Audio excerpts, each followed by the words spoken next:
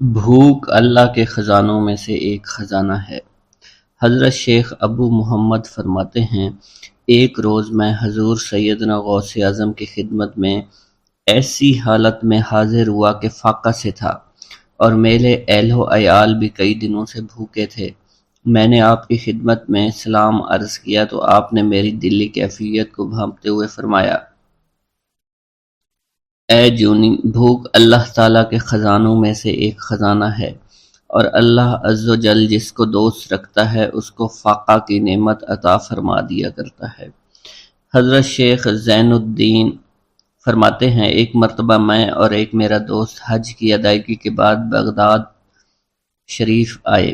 Baghdad شریف میں ہم کسی کو جانتے نہیں تھے اور ہمارے پاس صرف ایک قبضہ کمان تھی، جسے فروخت کر کے ہم نے کچھ چاول خریدے اور انہیں پکایا۔ ہم ان چاولوں سے سیر نہ ہو سکے اور نہ ہی ہمیں کوئی لطف محسوس ہوا۔ بعد ازاں ہم حضور سیدنا غوث اعظم کی محفل میں حاضر ہوئے تو آپ کچھ کلام فرما رہے تھے۔ ہمیں دیکھتے ہی آپ نے اپنا کلام قطع کر لیا اور فرمانے لگے، حجاز مقدس سے کچھ مہمان آئے اور ان کے پاس قبضہ کمان کے سوا کچھ نہ تھا، جسے انہوں نے فروخت کر کے چاول خریدے اور انہیں پکا کر کھایا، لیکن نہ ہی وہ سیر ہوئے اور نہ ہی لطف اندوز۔ حضرت شیخ زین الدین ابو الحسن علی بن ابو طاہر ابراہیم انصاری فرماتے ہیں، ہم نے جب حضور سیدنا غوث اعظم کا یہ کلام سنا تو ہم نہایت حیران ہوئے۔ محفل کے اختتام پر آپ نے دسترخوان بچھوایا۔ میں نے آہستگی سے اپنے دوست سے اس کی پسندیدہ چیز کے متعلق پوچھا تو اس نے کہا، حلوہ کھانا چاہتا ہے، اور میرے دل میں اس وقت شہد کی خواہش پیدا ہوئی۔ ابھی یہ سب کچھ ہمارے دلوں میں ہی تھا کہ حضور سیدنا غوث اعظم نے اپنے خادمین کو حکم دیا، جاؤ حلوہ شہد لے آؤ۔ خادمین نے حکم کی، تعمیل کی اور حلوہ اور شہد ہمارے سامنے لا کر رکھ دیا۔ آپ کا اس طرح ہمارے دلوں کی بات پر مطلع ہونے سے ہم حیران رہ گئے۔ حضرت ابو حفص عمر بن صالح بغدادی ایک مرتبہ اپنی اونٹنی کو ہانکتے ہوئے حضور سیدنا غوث اعظم کی خدمت میں حاضر ہوئے۔ عرض کرنے لگے، حضور، میں حج کے لیے بیت اللہ شریف جانا چاہتا ہوں، مگر میری یہ اونٹنی میرا ساتھ دینے کے قابل نہیں ہے، اور فی الحال میرے پاس کوئی دوسری سواری بھی نہیں ہے۔ آپ نے اس اونٹنی کی پشت پر ہاتھ پھیرا۔ اس کے بعد حضرت ابو حفص عمر بن صالح بغدادی نے اس اونٹنی کو ایڑی لگائی تو وہ اونٹنی بیت اللہ شریف تک بھاگتی ہی چلی گئی اور کوئی دوسری سواری اس کے قریب نہیں پہنچ سکی۔ حضرت ابو حامد فرماتے ہیں، میں ایک مرتبہ بغداد شریف میں حضور سیدنا غوث اعظم کی خدمت میں حاضر ہوا اور اپنا مصلی آپ کے نزدیک بچھا کر بیٹھ گیا۔ آپ نے مجھ سے فرمایا، اے حامد، تم عنقریب بادشاہوں کے دسترخوان پر بیٹھو گے۔ چنانچہ جب میں حران واپس پہنچا تو سلطان نور الدین زنگی نے مجھے اپنے پاس رہنے پر مجبور کر دیا اور مجھے اپنا مصاحب خاص مقرر کر دیا اور ناظم اوقاف مقرر فرمایا۔ حضرت شیخ ابو المظفر اسماعیل سے منقول ہے کہ ایک مرتبہ حضرت شیخ الہیتی بیمار ہو گئے۔ حضور سیدنا غوث اعظم ان کی عیادت کے لیے تشریف لائے۔ آپ نے ان کے نزدیک کھجور کے 2 درخت دیکھے جو 4 سال سے خشک تھے اور ان پر پھل نہیں آتا تھا۔ آپ نے ان درختوں کے نیچے بیٹھ کر وضو کیا اور 2 رکعت نماز ادا فرمائی۔ کچھ دن گزرنے کے بعد ان درختوں پر پھل لگ گئے اور وہ دوبارہ سے سرسبز و شاداب ہو گئے۔ جھولی کو میری بھر دو ورنہ کہے گی دنیا، ایسے سخی کا منگتا پھرتا ہے مارا مارا۔ مولانا عبد الرحمن جامی فرماتے ہیں، حضور سیدنا غوث اعظم کا ایک مرید آپ کے ہمراہ مسجد کی جانب جا رہا تھا۔ جمعہ کا دن تھا۔ اس دن کسی بھی شخص نے آپ کو دیکھ کر نہ سلام کیا، نہ ہی کچھ توجہ فرمائی۔ اس مرید کے دل میں خیال آیا کہ پہلے تو آپ جمعہ کی نماز کی ادائیگی کے لیے بڑی مشکل سے لوگوں کے ہجوم میں سے ہوتے ہوئے مسجد کی جانب تشریف لے جایا کرتے تھے، اور آج کوئی شخص بھی آپ کو سلام نہیں کر رہا ہے اور نہ آپ کے نزدیک آ رہا ہے۔ مولانا عبد الرحمن جامی فرماتے ہیں، ابھی یہ خیال اس مرید کے دل میں ہی تھا کہ حضور سیدنا غوث اعظم نے مسکرا کر اس مرید کو دیکھا، پھر لوگوں کا ایک جمع غفیر اکٹھا ہو گیا اور ہر کوئی آپ سے سلام کرنے کا خواہش مند تھا، یہاں تک کہ اس مرید اور آپ کے درمیان ہجوم حائل ہو گیا۔ اس مرید کے دل میں یہ خیال آیا کہ یہ پہلا حال اچھا تھا جب میں اور آپ تنہا تھے۔ مولانا عبد الرحمن جامی فرماتے ہیں، حضور سیدنا غوث اعظم شیخ عبد القادر جیلانی نے ایک مرتبہ پھر اس مرید کی دلی کیفیت کو بھانپتے ہوئے فرمایا، تمہیں معلوم نہیں لوگوں کے دل میری مٹھی میں ہیں، میں انہیں چاہوں تو پھیر دوں، چاہوں تو اپنی جانب متوجہ کر لوں۔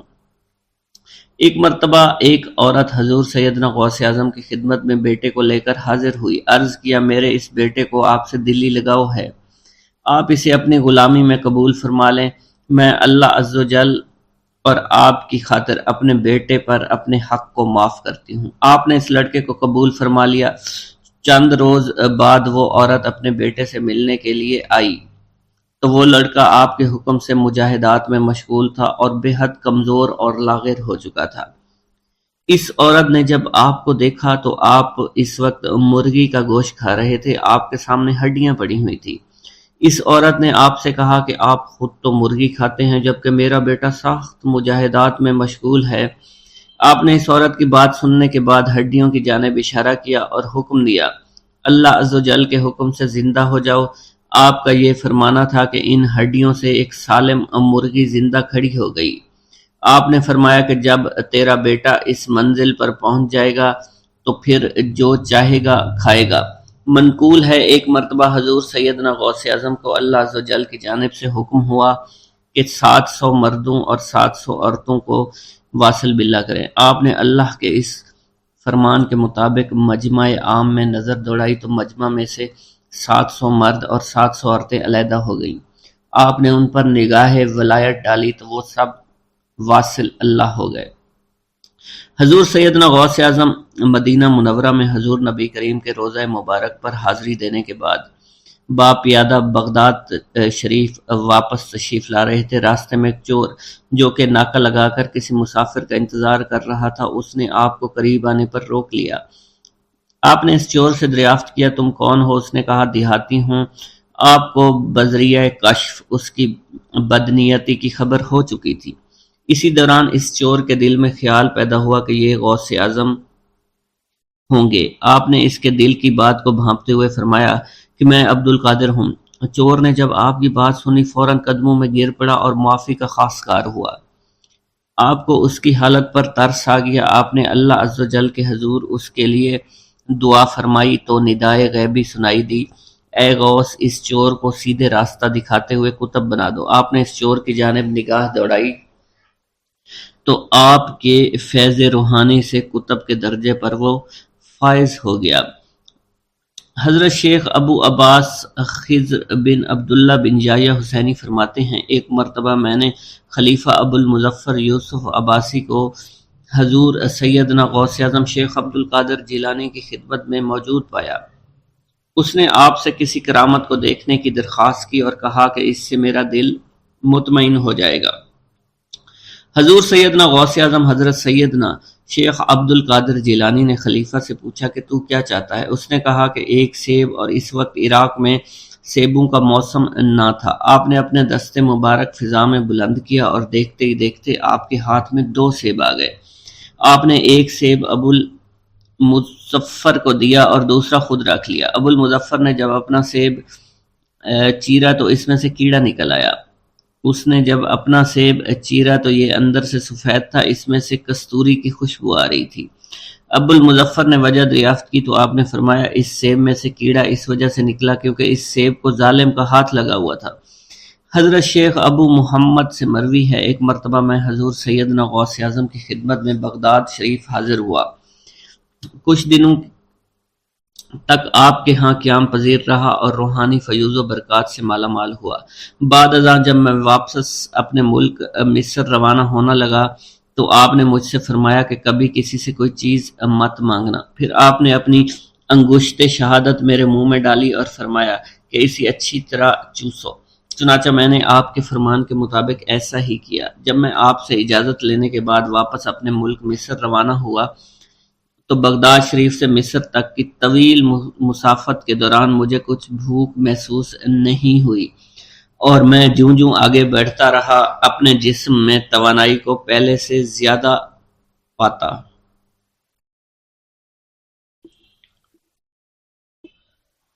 ایک گاؤں کے بارے میں کہا جاتا تھا کہ جہاں قدرت کی بے پناہ نعمتیں تھیں، اللہ پاک نے وہاں کے لوگوں کو مالا مال کیا ہوا تھا۔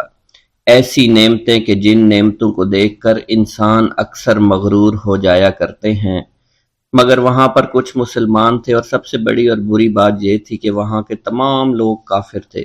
وہ کفار اپنی دولت پر بہت فخر کیا کرتے تھے، کیونکہ ان میں ہر ایک انسان بہت دولت مند تھا۔ ہر ایک کے پاس بے بہا پیسے تھے، کسی کو پیسوں کی کمی نہیں تھی۔ وہاں کے سردار کی ایک اکلوتی بیٹی تھی جس کو سردار بے پناہ پیار کرتا تھا۔ اس سردار کی بیٹی بے پناہ مغرور، ظالم، گھمنڈی تھی۔ وہاں پر غریب لوگ صرف مسلمان ہی تھے، تمام کافر ایک دوسرے کی مدد کیا کرتے تھے، لیکن مسلمانوں کی مدد کرنے والا وہاں پر کوئی نہ تھا۔ وہاں پر انہیں کوئی دیکھنے والا نہ تھا۔ سردار کی بیٹی کو کالے جادو میں خوب مہارت حاصل تھی، اور وہ جادو کی وجہ سے وہاں پر رہنے والے غریبوں پر بہت ظلم کیا کرتی تھی۔ تمام مسلمان اس سے بے حد پریشان تھے، اور وہ لوگوں کو غلام بناتی اور مزدور بناتی تھی۔ اگر ان میں کوئی اس کی بات نہ مانتا تو اس کو قیدی بنا کر اپنے اشاروں پر نچایا کرتی تھی۔ اس بستی میں چونکہ اکا دکا مسلمان تھے جن کا کوئی پرسان حال نہیں تھا، کوئی بھی ان کو بچانے والا نہیں تھا۔ جب وہ سردار کی بیٹی کے ظلم حد سے بڑھ گئے تو مسلمانوں میں سے ایک بوڑھے شخص نے اللہ کے حضور گڑ گڑا کر دعائیں کی، اے اللہ، ہمارے چند نسلیں جو یہاں پر بچی ہوئی ہیں، ان نسلوں کو تو بچا لے۔ یہ سردار کی بیٹی جس نے ہمارا جینا دشوار کر رکھا ہے، یہاں کوئی بھی انسان ہمارا حال نہیں پوچھتا، اور نہ ہی ہمارے پاس مال و دولت ہے، اور نہ ہی ہمارے پاس جسمانی طاقت بچی ہے۔ یا اللہ، ہمارے لیے کوئی ایسا بندہ بھیج جو نہ صرف طاقتور ہو بلکہ اس جادوگرنی یعنی سردار کی بیٹی کو بھی ہرا سکے۔ اللہ رب العزت نے اس بوڑھے کی دعا کو قبول فرمایا، اور یوں اس جگہ پر ایک اللہ والے کو بھیج دیا۔ اور وہ اللہ والے ایسے ہی بستی میں داخل نہیں ہوئے، بلکہ ایک دن کچھ عجیب واقعہ ہوا۔ ان کافروں کا سردار جنگل میں سیر سپاٹے کرتے ہوئے نکلا تھا، بڑی شان سے چلتا ہوا وہ سفر کر رہا تھا۔ اچانک ایک زہریلا سانپ اس کے سامنے آیا۔ اس زہریلے سانپ نے بادشاہ کو ڈس لیا، اور وہ بے ہوش ہو کر زمین پر گر پڑا اور تڑپنے لگا۔ اس کے جو ساتھی تھے انہوں نے جب اپنے سردار کو یوں تڑپتا ہوا دیکھا اور سردار کی غیر حالت دیکھی تو کہ جسے ایک زہریلے سانپ نے کاٹ لیا ہے، تو وہ فوراً اسے اٹھا کر گھر لے آئے تاکہ اسے بچانے کے لیے کچھ کیا جا سکے۔ اس لڑکی نے اپنے باپ کی جب یہ حالت دیکھی تو اپنے آس پاس کے بڑے بڑے حکیموں کو بلایا، لیکن عجیب بات یہ تھی کہ لاکھ کوشش کے باوجود زہر نکالنے میں سارے ناکام ہو رہے تھے، اور زہر تیزی کے ساتھ اس کے جسم میں پھیلتا چلا جا رہا تھا۔ لیکن اسی وقت وہاں ایک درویش کی آمد ہوئی، ایک اللہ والے آئے، ان اللہ پاک نے اس مقصد کے تحت وہاں بھیجا تھا۔ اس اللہ کے ولی نے سردار کے گھر پر پہنچ کر دروازے کو کھٹکھٹایا۔ نوکروں نے پوچھا کون ہو، کس سے ملنا ہے؟ اس نے کہا میں نے سنا ہے کہ یہاں کے سردار کو سانپ نے ڈس لیا ہے۔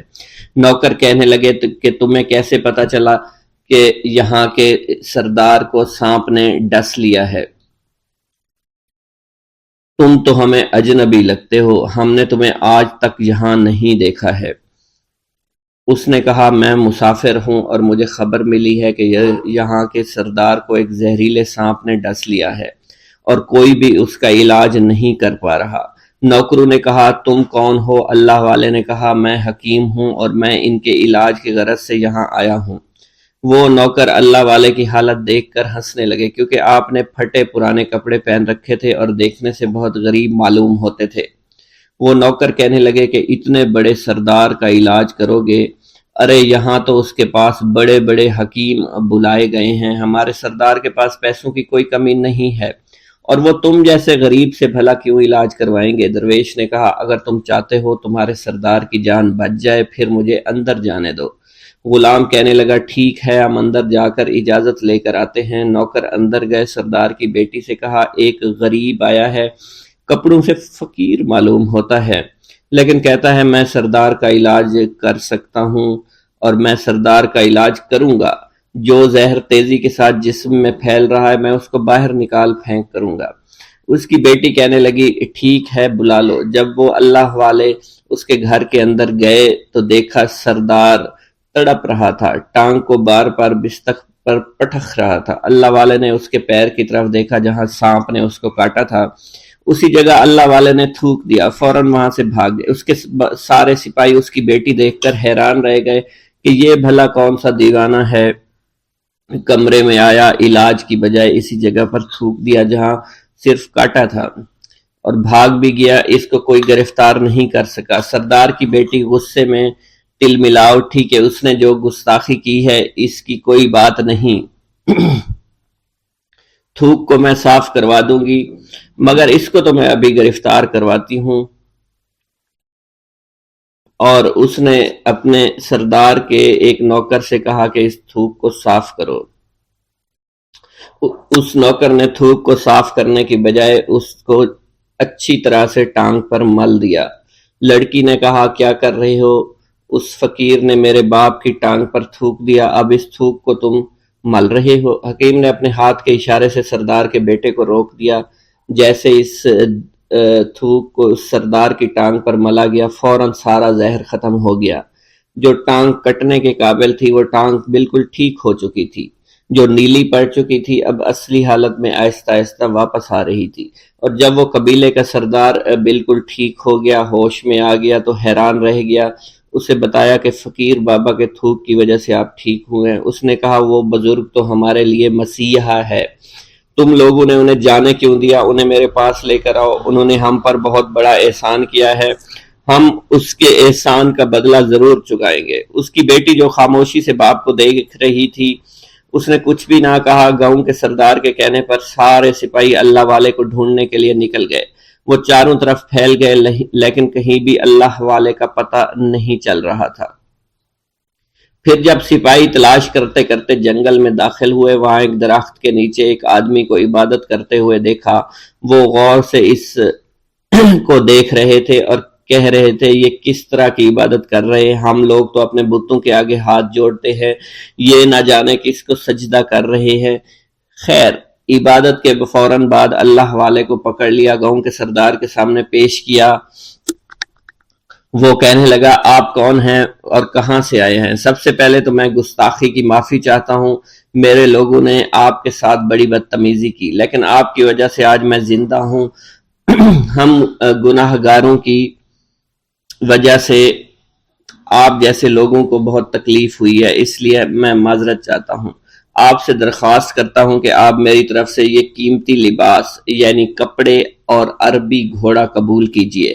اللہ والوں نے اس کی طرف مسکرا کر دیکھا اور کہا یہ گھوڑا، یہ لباس بہت قیمتی ہے مگر یہ لباس پہن کر اس گھوڑے کے لیے گھاس کاٹوں گا تو کیا اچھا لگوں گا؟ سردار نے کہا فکر نہ کریں، گھوڑے کے ساتھ ساتھ ہم آپ کو نوکر بھی دیں گے۔ اللہ والے نے کہا کہ اتنی مال و دولت اور نوکروں کے ساتھ میں اکیلا رہوں گا؟ گاؤں کا سردار بولا حضور آپ کی یہ بات سن کر میں سوچ میں گم ہو گیا ہوں، لیکن یہ میری بیٹی آپ کے سامنے حاضر ہے۔ بیٹی حیرت سے اپنے باپ کو دیکھ رہی تھی کہ میرا باپ اب کیا کہنے والا ہے۔ سردار نے کہا میری بیٹی جسے آپ نے دیکھ لیا ہے اس کی شادی میں آپ سے کر دوں گا مگر ایک شرط ہے کہ آپ کو اپنے مذہب کو چھوڑنا پڑے گا۔ میرے سپاہیوں نے آپ کو عبادت کرتے ہوئے دیکھا ہے، جہاں تک ہمارے معمولات ہیں ہم بتوں کے آگے سجدہ کرتے ہیں اور ان کی عبادت کرتے ہیں، اور آپ جس کے آگے سجدہ کرتے ہیں وہ اللہ ہے، یعنی آپ مسلمان ہیں، اس لیے آپ کو اپنا مذہب چھوڑنا پڑے گا۔ کیا آپ ایسا کر سکتے ہیں؟ اللہ والے نے کہا کہ مجھے ایک بات بتائیے، آپ سب کچھ دیکھ رہے ہیں، آپ نے مجھے یہ بھی دعا دی کہ میری اولادیں ہوں اور آپ کی نسل آپ کی بیٹی سے چلے گی۔ مجھے ایک بات بتائیں، اگر ان بچوں میں سے کسی بچے کو خدا نخواستہ کچھ ہو گیا تو کس کو رونا پڑے گا؟ سردار نے جواب دیا اگر خدا نہ خواستہ کچھ ایسا ہوا تو رونا مجھ کو ہی پڑے گا۔ اللہ والا نے مسکرا کر کہا اگر یہ سارا مال لے کر مجھے رونا ہی پڑا تو آپ اپنا گھوڑا، اپنی دولت، اپنی بیٹی، ہر چیز اپنے پاس رکھ لو۔ میں خوش ہوں، میں مسلمان ہوں، میں ٹھیک ہوں۔ اگر یہ تمام چیزیں لے کر مجھے اپنا محلہ چھوڑنا پڑے تو میں اپنی جان دے کر بھی اپنے مذہب کو نہیں چھوڑوں گا۔ جس طرح آپ نے مجھے نوازا ہے، میں اسی رب کے دین کو چھوڑ کر چلا جاؤں گا۔ صرف چند پیسوں کی خاطر میں ہر دن پیسہ نہیں کر سکتا، اور اپنی درویشی میں بہت خوش ہوں۔ اللہ نے مجھے جس مقصد کے لیے بھیجا تھا وہ میرا مقصد پورا ہو جائے گا۔ گاؤں کے سردار نے پوچھا، یہ کہہ کر وہ اللہ والے جانے لگے تو سردار نے درویش کو رک جانے کا کہا اور کہنے لگے میں نے مال دے کر تمہیں آزمایا اور تمہیں پرکھا، لیکن تم اپنے مذہب کو چھوڑنے پر راضی نہیں ہو۔ اگر تم یہی سب کرنے آئے تھے تو تمہیں اس بات کا ڈر نہیں؟ کیا تم نہیں جانتے ہم کتنے طاقتور ہیں، اور میری بیٹی اپنے عمل میں اتنی ماہر ہے کہ تمہیں یہاں کھڑے کھڑے ابھی جنگلی جانور بنا سکتی ہے۔ اللہ والے نے کہا کہ اس نے جنگلی جانور کمزور لوگوں کو بنایا ہوگا، یہ مجھے جانور بنا کر تو دکھائے۔ اس سے پہلے کہ گاؤں کا سردار اپنی بیٹی سے کچھ کہتا کہ اس پر وار کرو، اللہ والے نے جادوگرنی پر ایسی پھونک ماری کہ وہ اسی وقت ایک بہت بڑی چھپکلی بن گئی۔ وہ کچھ بھی نہیں کر پا رہی تھی، وہ چھپکلی اتنی بڑی تھی کہ وہاں پر جتنے بھی انسان کھڑے تھے ان سب میں سب سے زیادہ اونچا اس کا قد تھا۔ وہ چھپکلی اللہ والے کے پاس آئی، اپنا زہر اس پر اگلنا چاہتی تھی کہ اسی وقت اس نے اس کے منہ پر تھوک دیا۔ تھوکنے کی دیر تھی، وہ چھپکلی جلنے لگی اور جس سے گرمی کی وجہ سے اس کا چہرہ پگھل رہا تھا، اس کا چہرہ جل کر کالا ہو چکا تھا۔ وہ مرنے والی تھی کہ سردار دوڑتا ہوا قدموں میں آ کر گر پڑا اور معافی مانگنے لگا اور کہنے لگا حضور اس گستاخی کے لیے میں معذرت خواہ ہوں، آپ مجھے معاف کر دو، میں نے سچ میں آپ کو بہت کمزور سمجھا تھا، آپ کو آپ کا مذہب سے ہٹانا چاہا تھا۔ اگر میری بیٹی ٹھیک ہو جائے تو میں سچ کہتا ہوں یہاں پر جتنے لوگ ہیں ہم پوری کی پوری بستی مسلمان ہو جائیں گے۔ اللہ والے نے کہا کہ ہم تمہیں اپنے دین میں شامل کرنے کے لیے یہ سب نہیں کر رہے، بلکہ تم لوگ مسلمان بھائیوں پر جو ظلم کرتے ہو وہ ظلم کو ختم کرنے کے لیے ہم یہاں آئے ہیں۔ ہمارے دین میں جبر اور ظلم نہیں۔ اگر تمہارے بیٹی سے انسان بن کر سدھر جاتی ہے تو اس کو اس کی اصلی حالت میں لانے کے لیے میں خود کو اللہ کی بارگاہ میں پیش کروں گا اور دعا کروں گا۔ سردار کہنے لگا کہ ہاں میری بیٹی اصلی حالت میں اگر آ جائے تو پھر ہم کسی پر ظلم و ستم نہیں کریں گے، اور میں دل سے اپنی بیٹی کے لیے معافی چاہتا ہوں۔ آج سے یہ کوئی بھی جادو ٹونا اور مسلمانوں کو تنگ نہیں کرے گی، اور نہ ہی کسی مسلمان پر یہ ظلم اور جبر کرے گی۔ بس آپ اسے دوبارہ سے انسان بنا دے۔ اللہ والا نے چھپکلی پر دوبارہ سے پھونک ماری تو پھر سے انسان بن گئی اور اللہ والے کے قدموں سے وہ لپٹ گئی، کہنے لگی مجھے معاف کر دیجئے، مجھے معاف کر دیجئے، میں نے اپنے آپ کو بہت طاقتور سمجھا۔ اس لڑکی کا آدھا چہرہ جل چکا تھا اور کالا ہو چکا تھا۔ وہ کہنے لگی کہ آج اپنے باپ کے ساتھ میں آپ کے دست مبارک پر مسلمان ہونا چاہتی ہوں۔ میں وعدہ کرتی ہوں کہ آج سے اس بستی پر کوئی بھی کافر کسی مسلمان کے ساتھ بدتمیزی نہیں کرے گا، زیادتی نہیں کرے گا، ظلم اور جبر نہیں کرے گا، بلکہ ہم سب یہاں مل جل کر رہیں گے اور بھائی چارے کے ساتھ رہیں گے۔ ہم سب مسلمان ہو جائیں گے اور پھر یوں اللہ والے کے ہاتھوں پوری بستی کا سردار اور اس کی بیٹی نے اسلام قبول کر لیا، اور سردار نے اللہ والے سے اپنی بیٹی کا نکاح کر دیا، اور پھر اس بستی میں ہمیشہ کے لیے امن و امان قائم ہو گیا۔ بسم اللہ الرحمن الرحیم۔ منقول ہے کہ حضور سیدنا غوث اعظم کے زمانہ میں ایک مقرب کی ولایت سلب کر لی گئی۔ سب چھوٹے بڑے اس کو حقارت کی نگاہ سے دیکھنے لگے۔ اس نے 360 اولیاء اللہ سے التجا کی کہ وہ اس کے حق میں دعا فرمائیں، لیکن اس کا نام لوح محفوظ پر اشتیاق کی فہرست میں لکھ دیا گیا۔ ان اولیاء اللہ نے اس کو بتایا کہ تم کامیاب نہیں ہوں گے۔ اس کے چہرے کا رنگ سیاہ پڑ گیا۔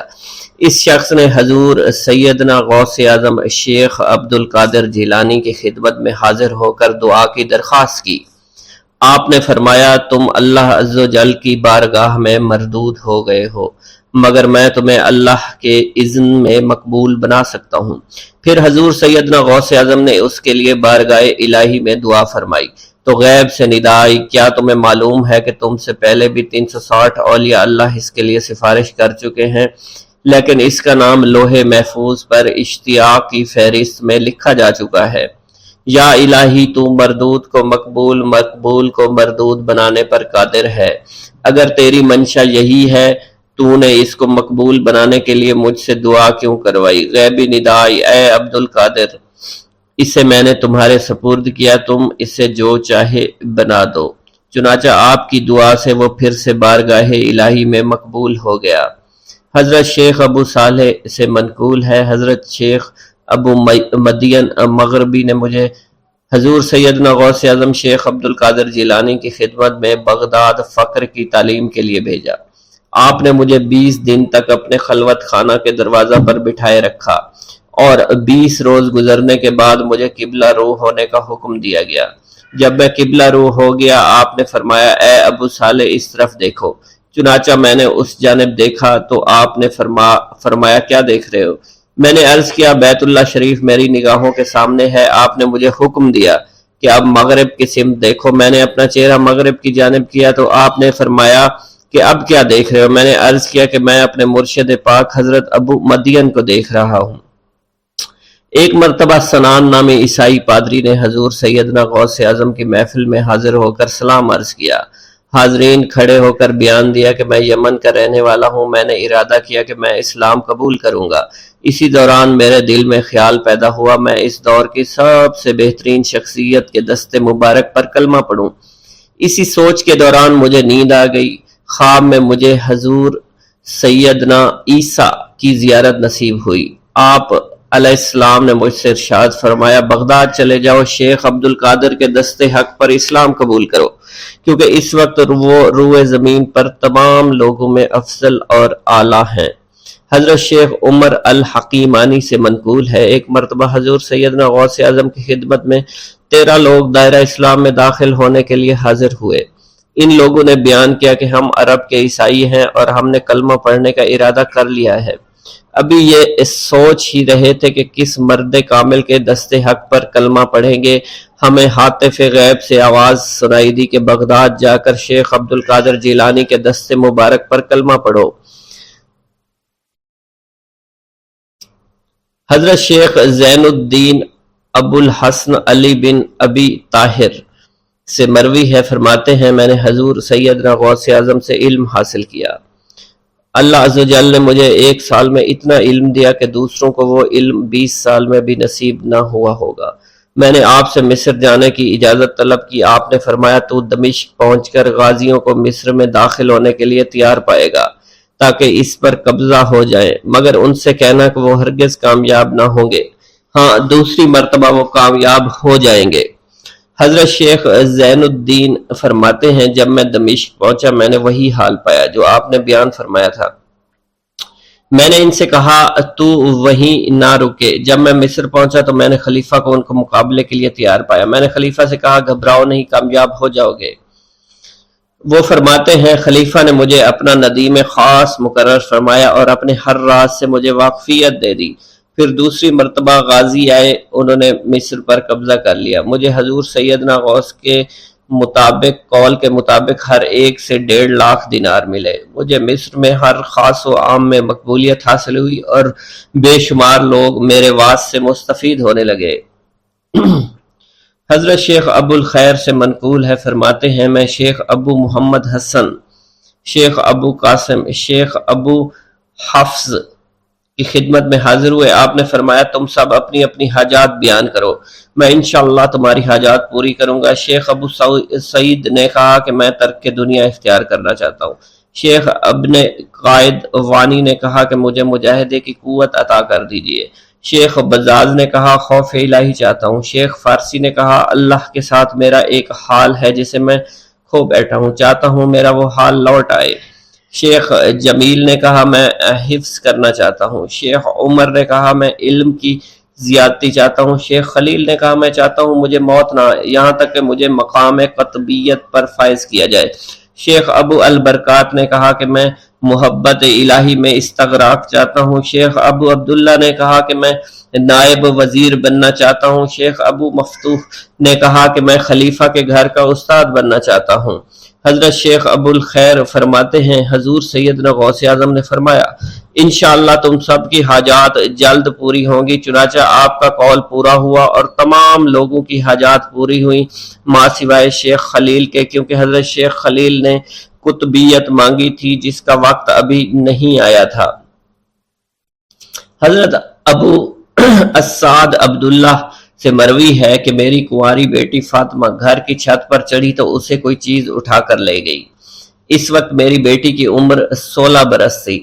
میں حضور سیدنا غوث اعظم شیخ عبد القادر جیلانی کی خدمت میں حاضر ہوا اور سارا ماجرا ان کے گوش گزار کر دیا۔ آپ نے فرمایا تم آج رات کو کرخ کے ویرانے میں جاؤ اور تل خمس 5واں ٹیلا کے پاس جا کر بیٹھ جاؤ اور اپنے ارد گرد دائرہ کھینچ لو۔ دائرہ کھینچتے وقت بسم اللہ علی نیت عبد القادر کے الفاظ پڑھنا۔ جب رات بڑھے گی جنوں کے گروہ مختلف شکلوں میں تیرے نزدیک سے گزریں گے، تم انہیں دیکھ کر خوف زدہ مت ہونا۔ جب صبح ہو جائے گی تو جنوں کا بادشاہ ایک جماعت کے ہمراہ گزرے گا، وہ تجھ سے تیری حاجت پوچھے گا، تو اسے بتانا عبد القادر نے بھیجا ہے اور میری حاجت یہ ہے۔ ابو سعید فرماتے ہیں میں نے حکم کی تعمیل کی، آپ کے فرمان کے مطابق ڈراؤنی شکلوں والے لوگ گزرے مگر دائرہ کے نزدیک کوئی نہ آ سکا، یہاں تک کہ صبح جنوں کا بادشاہ گھوڑے پر سوار ہو کر آیا۔ اس کے ساتھ ایک کثیر جماعت بھی تھی۔ اس نے مجھ سے کہا میری حاجت پوچھی۔ میں نے اسے حضور سیدنا غوث اعظم کا پیغام پہنچاتے ہوئے کہا اور اپنی حاجت بیان کی۔ میری بات سن کر وہ بادشاہ گھوڑے سے اترا، زمین کو بوسہ دیتے ہوئے دائرہ کے کنارے بیٹھ گیا۔ بادشاہ کے بیٹھتے ہوئی جماعت بھی بیٹھ گئی۔ پھر بادشاہ نے اپنی جماعت کے کچھ لوگوں کو حکم دیا جاؤ جس نے یہ کام کیا ہے اسے میرے پاس لے کر آؤ۔ چنانچہ وہ لوگ ایک سرکش جن کو پکڑ لائے جس کے ساتھ میری بیٹی بھی تھی۔ جنوں کے بادشاہ سے کہا گیا کہ یہ ملک چین کے سرکش جنوں میں سے ہے۔ بادشاہ نے اس جن کو مخاطب کرتے ہوئے کہا کہ تمہیں قطب وقت کے قدموں کے نیچے سے لڑکی اٹھانے کی جرت کیوں کر پیش ہوئی؟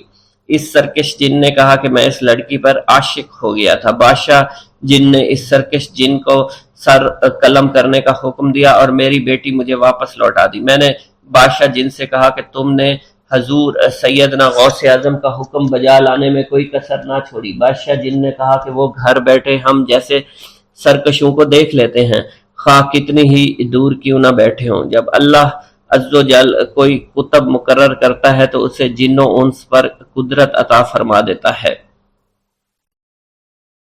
تفریح الخاطر میں منقول ہے حضور سیدنا غوث اعظم کے وصال کے بعد ایک شخص جو کہ عرصہ دراز سے مرشد کامل کی تلاش میں تھا اور وہ آپ کا شورا سننے کے بعد آپ کی خدمت میں بغداد شریف پہنچا۔ جب اس شخص کو معلوم ہوا کہ آپ وصال فرما گئے ہیں تو وہ آپ کی قبر مبارک پر حاضر ہوا اور آداب زیارت بجا لایا۔ آپ اپنی قبر مبارک سے باہر تشریف لائے، اس کا ہاتھ پکڑ کر اسے سلسلہ عالیہ قادریہ میں بیعت فرما دیا اور اس کی جانب خصوصی توجہ فرمائی۔ حضرت ابو بکر ارکیمی فرماتے ہیں میں ابتدائی عمر میں شتر بانی کا کام کیا کرتا تھا۔ ایک مرتبہ مجھے ایک شخص کے ساتھ حج کرنے کا اتفاق ہوا۔ اس شخص کو یہ خطرہ لاحق ہوا کہ وہ عنقریب مر جائے گا۔ اس نے مجھے ایک چادر اور 10 دینار دیے اور فرمایا یہ میری امانت تم بغداد شریف واپس جا کر حضور سیدنا غوث اعظم شیخ عبد القادر جیلانی رحمۃ اللہ علیہ کی خدمت میں پیش کر دینا۔ حضرت ابو بکر الکیمی فرماتے ہیں کہ میں اس وصیت کے کچھ دنوں بعد اس شخص کا انتقال ہو گیا۔ میں جب بغداد شریف تشریف لایا تو لالچ میں پھنس گیا۔ میرے دل میں خیال آیا ان چیزوں کے متعلق کسی کو کچھ علم نہیں ہے، چنانچہ میں نے وہ چادر اور 10 دینار اپنے پاس رکھ لیے۔ ایک دن میں بازار سے گزر رہا تھا، میری ملاقات حضور سیدنا غوث اعظم سے ہوئی۔ میں نے آپ کو سلام کیا، آپ نے میرا ہاتھ پکڑ کر فرمایا تم نے 10 دیناروں کے لیے بھی اللہ کا خوف نہیں کیا، میری امانت اپنے پاس رکھ لی اور میرے پاس اپنی آمد و رفت بھی ختم کر لی۔ حضرت ابو بکر ارکیمی فرماتے ہیں کہ حضور سیدنا غوث اعظم کی بات سن کر مجھ پر غشی طاری ہو گئی اور جب مجھے ہوش آیا میں نے وہ چادر اور 10 دینار لا کر آپ کی خدمت میں پیش کیے اور معافی کا خواستگار ہوا۔ واللہ عالم۔ بسم اللہ الرحمن الرحیم۔ ناظرین گرامی، روایت میں آتا ہے کہ قطب الاقطاب حضرت شیخ عبد القادر جیلانی الحسنی والحسینی الجیلانی، حضرت غوث اعظم شیخ عبد القادر جیلانی رحمۃ اللہ علیہ جب نماز ادا کرتے تو بہت زار و قطار رویا کرتے، یعنی گریہ زاری کیا کرتے تھے۔ روتے روتے آپ کی ہچکی بن جایا کرتی تھی۔